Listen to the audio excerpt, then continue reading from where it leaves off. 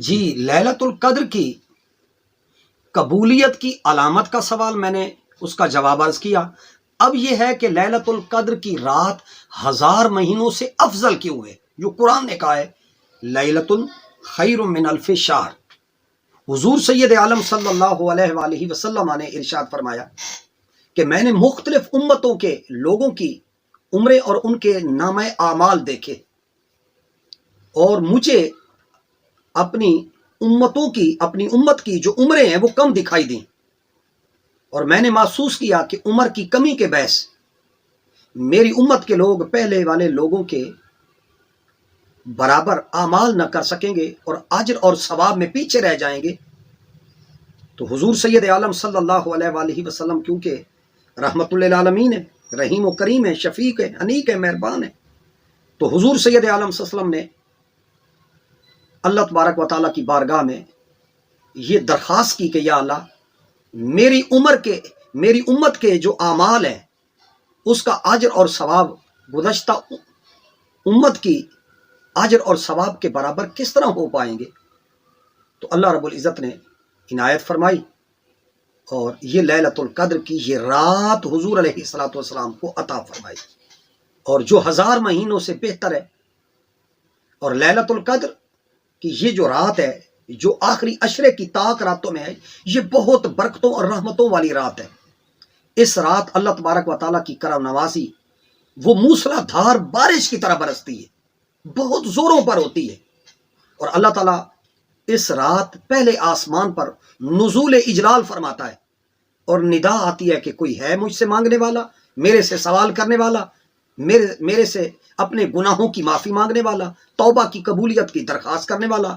ہے، کوئی میرے سے رزق مانگنے والا ہے، کوئی کہ جو اپنی شقاوت کو سعادت میں بدلنا چاہتا ہے۔ تو یہ آواز آتی ہے، آسمان اول پر منادی ندا دیتا ہے، اور اس رات کو حضرت جبرائیل علیہ السلام دوسرے فرشتوں کے جلب میں ایک سبز پرچم لے کر زمین پر اترتے ہیں، اور وہ پرچم بیت اللہ پر گاڑ دیتے ہیں۔ پھر فرشتوں کو جبرائیل علیہ السلام حکم دیتے ہیں کہ زمین پر پھیل جاؤ، اور جبرائیل علیہ السلام اپنے 600 پروں سمیت وہ لیلۃ القدر کی رات اپنے تمام پر جو ہیں وہ زمین پر پھیلا دیتے ہیں، جناب جبرائیل امین علیہ السلام، اور وہ ان کے 600 پر جو ہیں وہ پوری دنیا میں جہاں کہیں بھی لوگ جاگ رہے ہیں، شب بیداری کر رہے ہیں، آہ و فغاں کر رہے ہیں، نالہ و فریاد کر رہے ہیں، چیخ و پکار کر رہے ہیں، توبہ و استغفار کر رہے ہیں، اللہ یا رحمان یا رحیم یا کریم یا ستار العیوب یا غفار الذنوب یا حنان و یا منان و یا رحیم و یا کریم کی صدائیں بلند کر رہے ہیں، اور وہ ذکر و اذکار میں، نوافل میں، تسبیحات میں، رکوع میں، سجود میں، تلاوت میں، درود و سلام میں، وہ جب لوگ محویت کے عالم میں ہوتے ہیں، محو عبادت ہوتے ہیں، تو جبرائیل علیہ السلام کے یہ 600 پر ان کے اوپر سایہ فگن ہو جاتے ہیں، ان پر چھا جاتے ہیں، اور جب وہ دعائیں کر رہے ہوتے ہیں تو تمام فرشتے جناب جبرائیل امین علیہ السلام کے ساتھ آمین کہتے ہیں، اور شب قدر میں جبرائیل علیہ السلام آسمان سے اتر کر ہر مسلمان کو سلام کرتے ہیں، اس سے مصافحہ کرتے ہیں۔ اس کی علامت کیا ہے کہ آدمی کے بال کپ کپی کے ساتھ خوف سے، خشیت سے کھڑے ہو جاتے ہیں، اور بے اختیار آنکھوں سے آنسو جاری ہو جاتے ہیں۔ اس رات کا رونا، اس رات کا گریہ، اس رات کا بکا، اس رات کی نالہ و فریاد، چیخ و پکار، رونا آئے تو شکر ادا کرو، رونا نہ آئے تو پھر رونے والا منہ بنا لینا، شکل بنا لینا، صورت بنا لینا،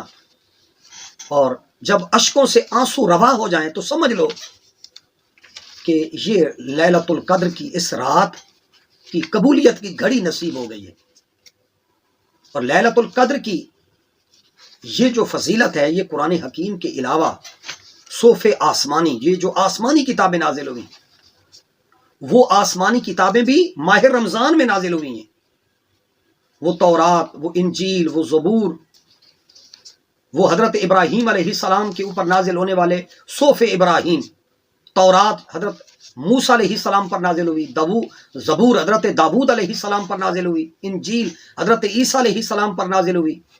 और कुरान हुजूर सैयद आलम सल्लल्लाहु अलैहि वसल्लम की मुबारक ज़ात पर नाजिल हुआ। आखिरी अशरे की तमाम रातों में शब बेदारी का एहतिमाम किया जाए।